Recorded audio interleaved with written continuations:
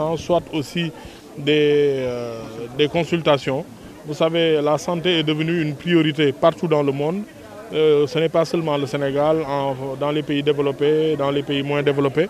Il y a une nécessité à prendre en charge ce qu'on appelle le péril sanitaire, que chacun puisse s'organiser, chacun puisse participer à cet effort. Nous l'avons vu avec le Covid, mais aussi avec toutes ces maladies, tous ces problèmes que nos institutions de santé connaissent et pour lesquels il nous faut une mobilisation citoyenne, une mobilisation nationale afin de les aider à pouvoir aider nos compatriotes qui sont dans une situation sanitaire préoccupante. Et tout à fait, les populations à participer, mais aussi à faire davantage d'efforts, de s'organiser dans chaque quartier pour apporter leur soutien au Centre national de transfusion sanguine qui connaît aussi souvent des difficultés.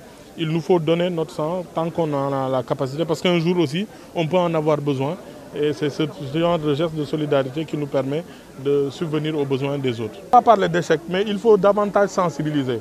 Aujourd'hui, ce sont les jeunes de mon quartier. Demain, ça peut être les gens de la presse. Est-ce que la presse organise, par exemple, des journées de dons de sang?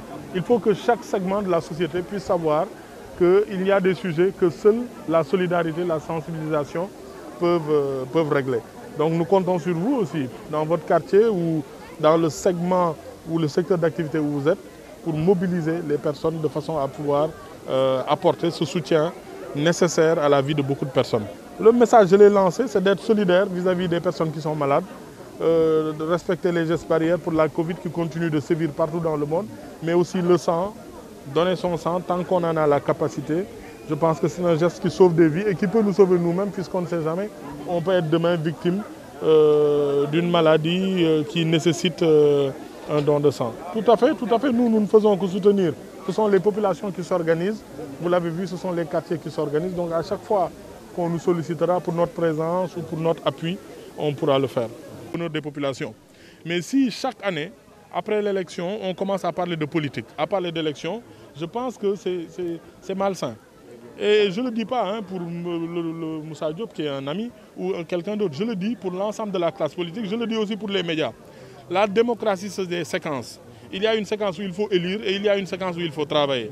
Nous sommes dans une séquence où il faut travailler. Il n'y a pas d'élection à l'horizon pour l'instant. Nous sommes dans une situation de pandémie. Pourquoi voudrez-vous que tous les 3 mois, qu'il y ait un débat sur le mandat, sur je ne sais pas quoi autre? Il faut... Non, mais écoutez-moi, vous m'avez posé la question.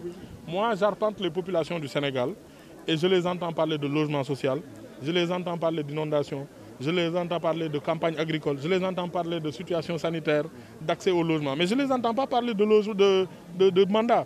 Il n'y a que dans le microcosme médiatico-politique où on entend souvent parler de mandat, de 2e, de 4e, de 5e mandat. Ce qu'il faut savoir, c'est qu'il y a une priorité pour les Sénégalais et les hommes politiques responsables. C'est de travailler pour les Sénégalais. On élit un président le 2 avril 2019. Le 2 avril 2020, on commence à parler du 2 avril 2024. C'est irrationnel. Il faut rester les pieds sur terre et avoir les yeux sur les priorités des Sénégalais. C'est le travail, c'est le logement, c'est l'hygiène publique, c'est l'agriculture, c'est l'économie. Wassalam, jërëjëf.